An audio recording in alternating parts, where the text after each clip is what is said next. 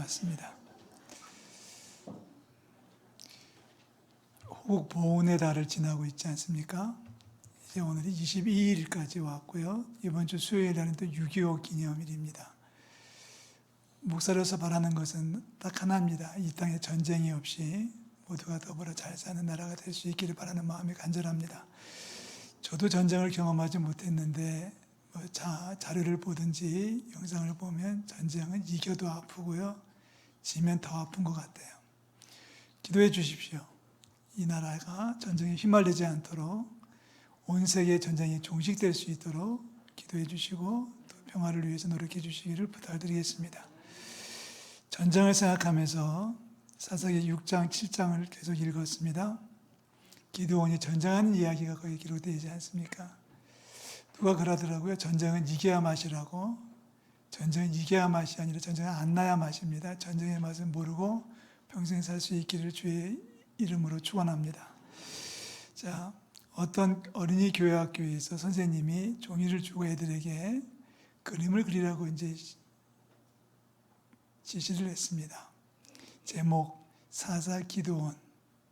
기드온을 그리라는 거예요. 그랬더니 애들이 중학교 2학년, 3학년 애들이 그림을 그려냈는데 똑같이 그렸습니다. 공통점은 뭐냐면 덩치는 엄청 크고요. 키도 엄청 크고요. 그 다음에 기드온 사사의 모습이니까 장군의 모습이니까 갑옷을 입고 있고 칼을 들고 있고 방패를 들고 있고 그리고 근육질의 모습이었습니다. 근육질로. 우리 교회 누가 근육질인가요? 근육질에 한번 나와서 한번 근육을 보여줬으면 좋겠는데 근육질을 이렇게 보여줬어요. 그렸어요, 애들이요. 맞습니까? 틀립니까? 맞지도 않고 틀리지도 않습니다. 한 번도 기드온을 본 사람이 없습니다. 기드온이 부름받을 때 몇 살인지, 기드온이 부름받을 때 경력이 어느 정도 가지고 있었는지, 뭘 하는 사람인지, 물론 농사하는 사람으로 그려지긴 합니다만은 기드온에 대해서 아무런 객관적 자료가 없는 것은 사실입니다. 우리들이 생각하기를 기드온은 엄청 강한 남자일 거야. 엄청 힘이 셀 거야. 엄청 장수일 거야라는 추측을 가지고 있는데 맞다면 맞고 틀리다면 틀릴 거예요. 맞다는 얘기는 변하여 새 사람 된 기드온의 모습은 그렇게 바뀌었을 겁니다. 근데 처음부터 그런 사람은 아니었다는 거죠. 기드온의 첫 번째 모습은 엄청 유약하고 엄청 비겁한 사람임이 분명합니다. 오늘 그 얘기를 나누고자 하는데요. 약했던 사람이 어떻게 강해졌는지가 오늘 우리가 풀어야 될 숙제입니다. 그리고 우리도 소망합니다. 비록 지금은 약하지만 변하여 새 사람 되고 강해지기를 주의 이름으로 축원합니다. 기원전 1150년 무렵으로 이제 기록이 나오는데요. 그 당시에 이스라엘은 아직 나라가 세워지기 전에 사사가 다스렸습니다. 사사는 입법, 사법, 행정권을 다 가지고 있는 왕이 없을 때니까 모든 권한을 한 몸에 쥐고 있는 절대 실력자였는데 그 사사 가운데 하나가 기드온입니다. 근데 기드온이 처음부터 사사가 된 건 아니거든요. 몇 살 때 사사가 됐는지는 모르겠습니다. 기록이 없으니까 모른다고 말하는 겁니다. 몇 살 때 사사가 됐는지 모르지만 어느 날 기드온이 농사를 하고 추수를 하고 있을 때에 하나님께서 나타나셨습니다. 자, 하나님의 사자, 여호와의 사자 이렇게 나오지만 동일하게 하나님으로 통칭하겠습니다. 하나님이 나타나셔서 기도를 부르는 이야기가 오늘 6장 11절에 기록이 되어져 있습니다. 그때는 이스라엘이 미디안의 속국이었습니다. 미디안에게 지금 붙들려가지고 완전히 노예처럼 살고 있었고요. 앞에 보면 6장 앞부분에 보면 그 당시의 상황을 정리해 주기를 얼마나 힘들었는지 심히 아주 힘들었다고 되어 있으면서 하는 말이 사람들이 다 집에서 나가고 쫓겨나가지고요. 산에 올라가서 굴을 파고 웅덩이를 파고 살았다 이렇게 되어 있습니다. 집에서 살 수도 없어요. 집을 다 징발당해가지고 다 빼앗겨가지고 집도 들어가지 못하고 해서 집에서 나와가지고 산속에다가 굴을 파고 웅덩이를 파고 살 정도로 엄청 어려웠던 시절을 거의 7년 이상을 보내고 있었습니다. 자, 기드온도 농사를 했습니다. 포도를 소출을 했는데 밀을 소출했는데 무서웠습니다. 그래서 기드온은 밀을 포도주 틀에서 수확을 했다라고 11절에 기록하고 있습니다. 왜 그랬을까요? 발각되면은 빼앗길 것이 두려웠기 때문에 눈치를 보고 있는 겁니다.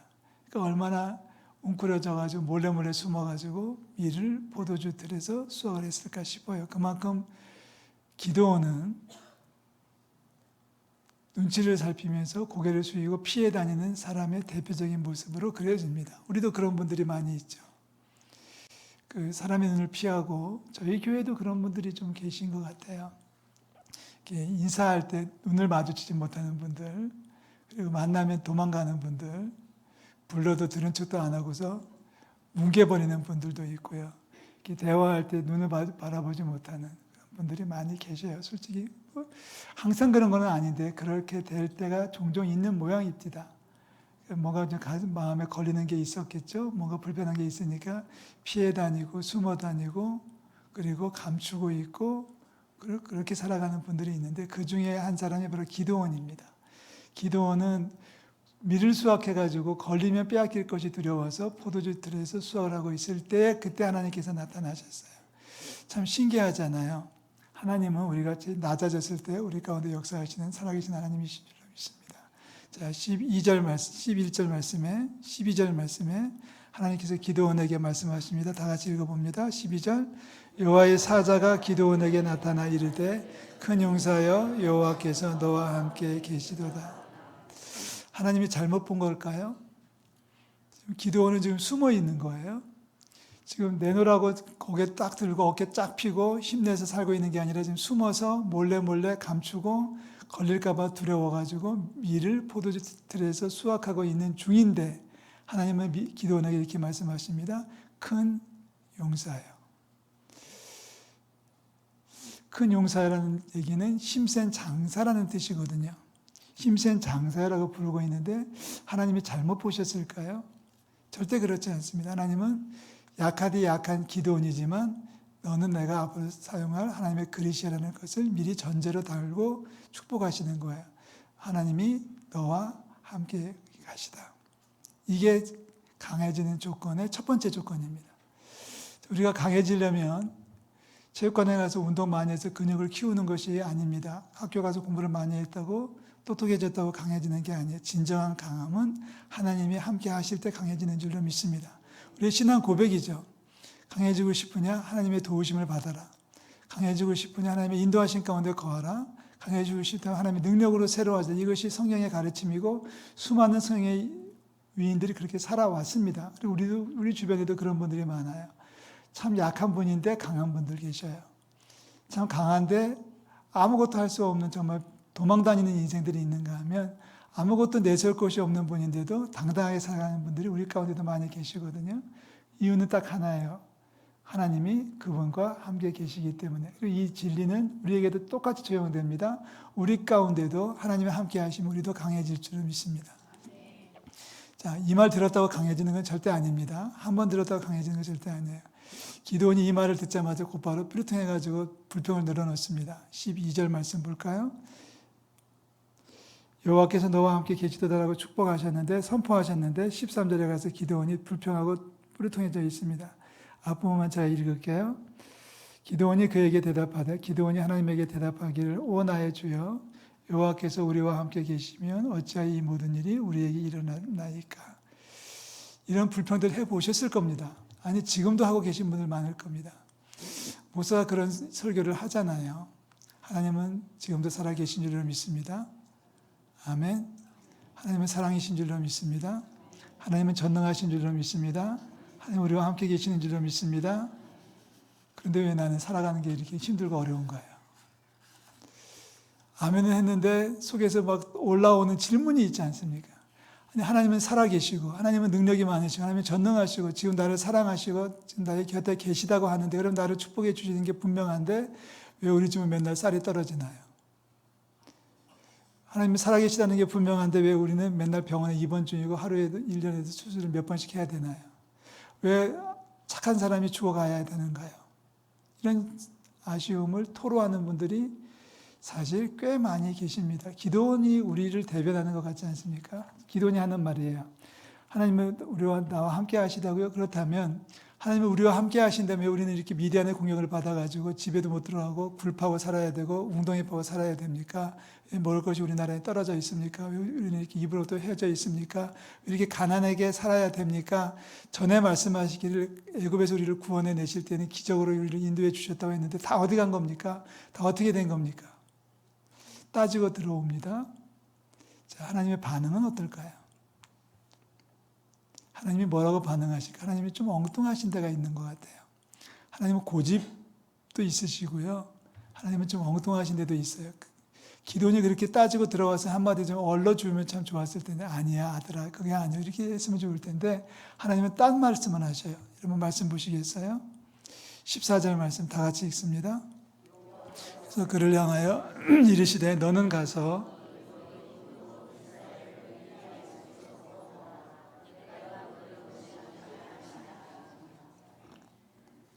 자, 풀면 이런 거예요. 야, 기도원아, 너는 강한 용사야. 내가 너와 함께해. 함께하고 있어. 그랬더니 기도원이 하는 말이, 그런데 우리 집에 먹을 것이 떨어졌나요? 왜 나는 맨날 아파야 되나요? 그랬더니 하나님께서 그 다음에 하시는 말씀이 뭐냐면, 너 가서 나라를 구해.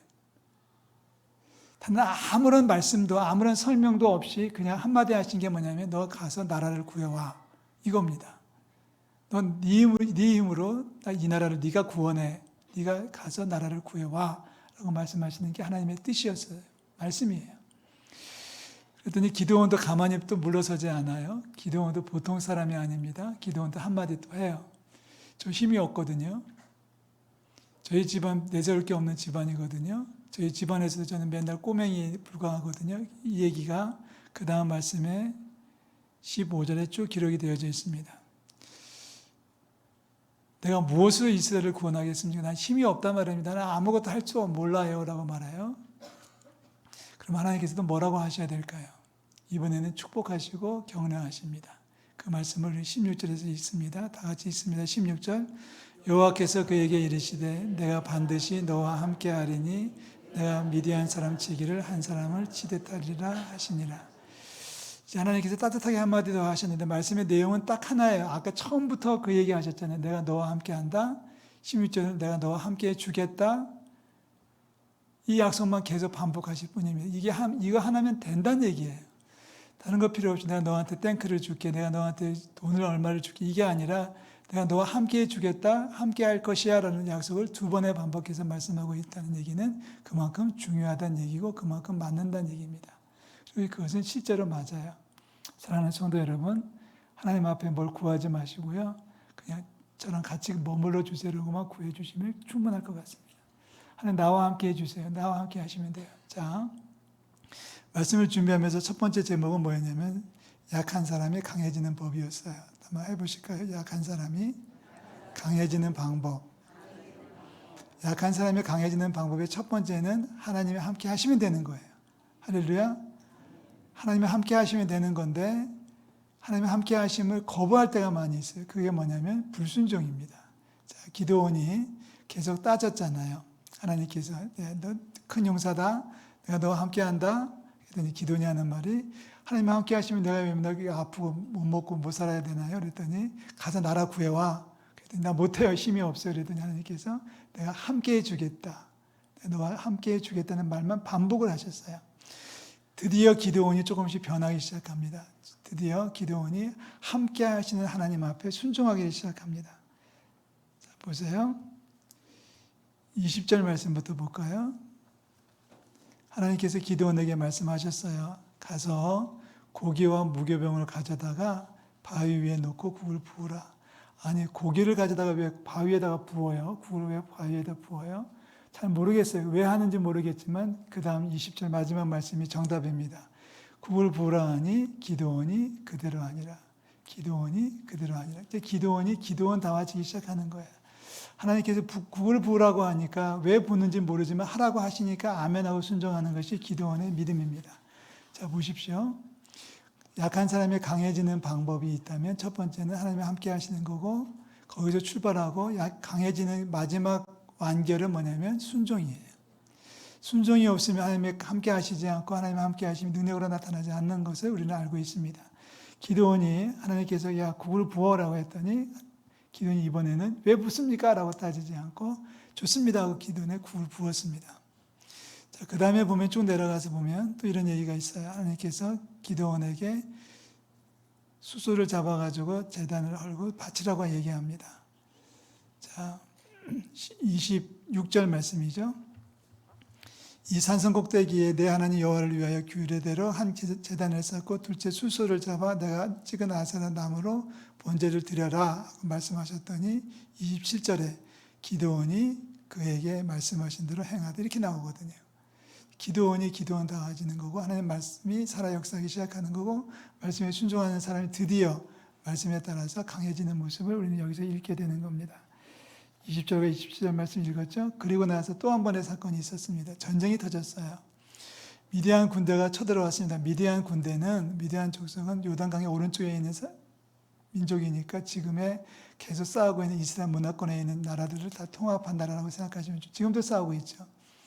자, 그 나라가 쳐들어왔는데 얼마나 많은 군사를 데리고 왔냐면 군사의 숫자가 메뚜기 같고요. 우리는 지금 이게 잘 몰라요. 메뚜기가 그렇게 많은 건 몰라요. 엊그제 어디 갔다가 메뚜기 잡는 애들을 봤는데 한 마리 가지고 12명이 쫓아다니더라고요. 그런 메뚜기가 아니고 하늘을 새카맣게 덮은 메뚜기 같은 거예요. 낙타를 타고 왔는데 낙타가 얼마나 많은지 낙타의 수가 바다의 모래 같았습니다. 자, 묻겠습니다. 기드온 군대에는 메뚜기가 몇 마리, 낙타가 몇 마리였었을까요? 묻는 저나 망설이는 우리 성도나 정답은 한 마리도 없었습니다. 자, 그렇게 많은 숫자가 쳐들어왔는데 그래서 기드온이 싸우라고 하니까 싸우려고 군대를 모집해서 숫자를 대충 헤아려 보니까 32,000명이에요. 턱도 없는 숫자입니다. 저쪽은 수십만, 수백만 군대가 쳐들어왔는데 바다에 모래같이 낙타를 타고 왔는데 우리는 지금 32,000명 가지고 뭐 해보겠다고 나섰습니다. 결정적으로 미디안 군대는 훈련받은 정예 군사들이고 기드온이 불러 모은 사람들은 농사꾼 목축하는 사람들, 양치는 목동들이었었습니다. 무기를 재보니까 저들은 칼을 갖고 왔고 창을 가지고 왔는데 기드온이 준비한 무기는 곡괭이 아니면 삽자루가 전부였었습니다. 이걸 가지고 싸우려고 하는데 싸우면 안 될 것 같은데 하나님께서 한마디 또 하십니다. 야 기드온, 너 몇 명 모았니? 32,000명 모았습니다. 야 너무 많다. 줄여라. 여러분 줄일 수 있습니까? 근데 기드온은 하나님의 말씀에 순종해서 줄였습니다. 10,000명으로 줄였습니다. 그때 하나님께서 또 말씀하셔요. 야 아직도 많어. 더 줄여. 그래서 300명으로 줄였습니다. 이겼습니다. 자, 공식입니다. 하나님이 함께 하실 때 하나님이 하시는 말씀들에 순종하면 승리할 줄로 믿습니다. 자, 전쟁 때문에 고민을 많이 하죠. 저희 첫째 아들이 초등학교 2학년인데 일기장에다 이렇게 썼더라고요. 대통령 뽑을 때 그때쯤 돼서 6월 초반 1일인가 일기장을 보내왔는데 하나님 누가 대통령이 되든지 전쟁만 일어나지 않게 해주세요. 초등학교 1학년짜리 그렇게 쓰고 있어 일기장에다가요. 자기는 모르죠. 뭐 여야 색깔이 뭔지 모르지만 제발 이 나라에 전쟁만 터지지 않게 해주세요. 저도 똑같은 심정입니다. 이 나라에 전쟁이 터지지 않으려면 우리가 강해져야 되고 강해지려면 군사를 많이 동원하는 게 아니라 하나님 앞에 무릎 꿇는 사람이 많아질 때 이 나라는 강해지고 든든해질 줄로 믿습니다. 여러분이 강해지면 나라가 강해지는 거예요. 우리가 강해지면 나라가 강해질 거예요.